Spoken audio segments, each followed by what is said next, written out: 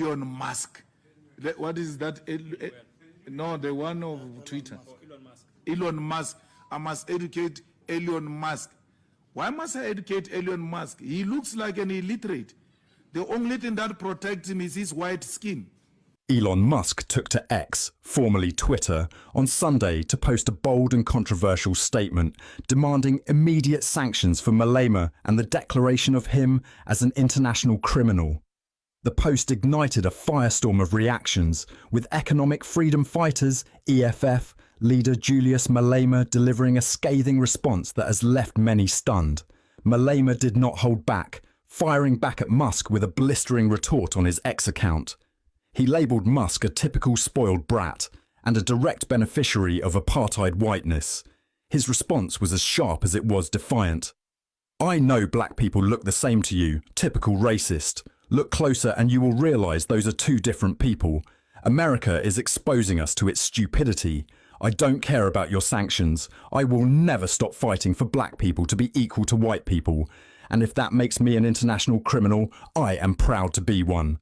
The EFF quickly jumped to Malema's defence, releasing a blistering statement in response to Musk's remarks.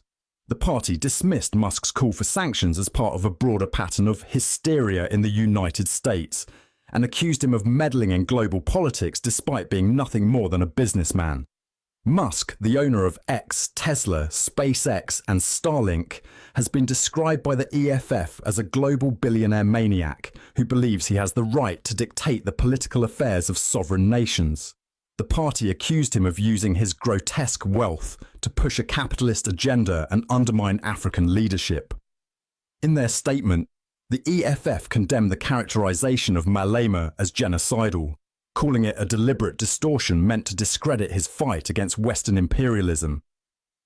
The misconception and mischaracterization of the president of the EFF as genocidal is a sideshow that seeks to undermine the ideas which he represents, the party stated.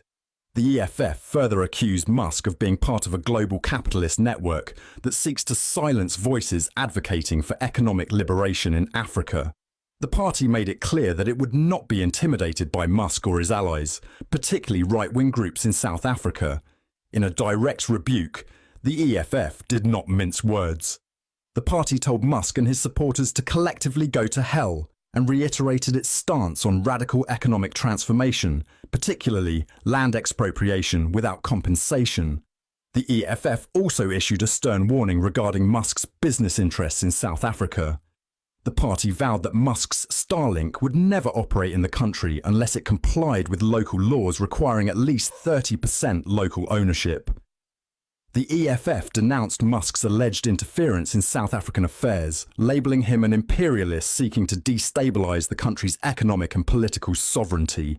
The party called on progressive nations, including Russia, China, India and other African states, to reject Musk's enterprises, accusing him of weaponizing his influence for personal gain.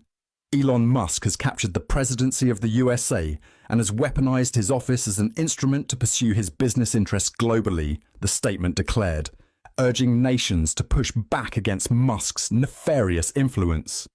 The EFF concluded by reaffirming its commitment to resisting imperialist forces, warning that it would never submit to pressure from figures like Musk.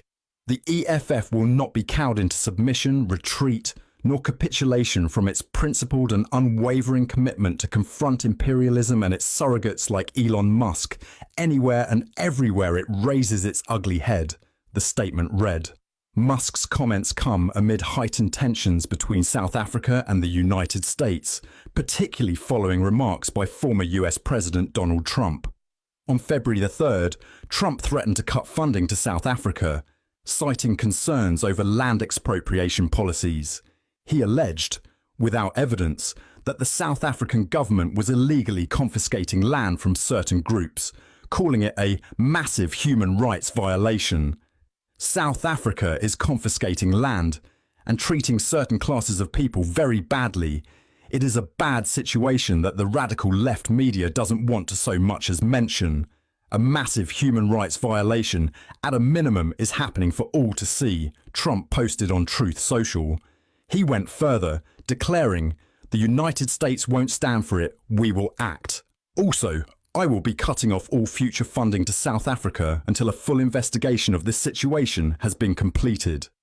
The controversy stems from a new law signed by South African President Cyril Ramaphosa, aimed at addressing historic racial disparities in land ownership. The legislation seeks to accelerate land redistribution efforts, which have been a contentious issue since the end of apartheid in 1994. In response to Trump's comments, Ramaphosa firmly defended his government's policies, emphasizing that South Africa remains a democratic nation governed by the rule of law. We look forward to engaging with the Trump administration over our land reform policy and issues of bilateral interest. We are certain that out of those engagements, we will share a better and common understanding over these matters, he stated. Ramaphosa dismissed allegations of land confiscation, insisting that all policies are guided by constitutional principles. South Africa is a constitutional democracy that is deeply rooted in the rule of law, justice and equality. The South African government has not confiscated any land, he asserted. The ongoing feud between Musk, Malema and the EFF highlights the deepening ideological battle between Africa's political movements and global corporate elites.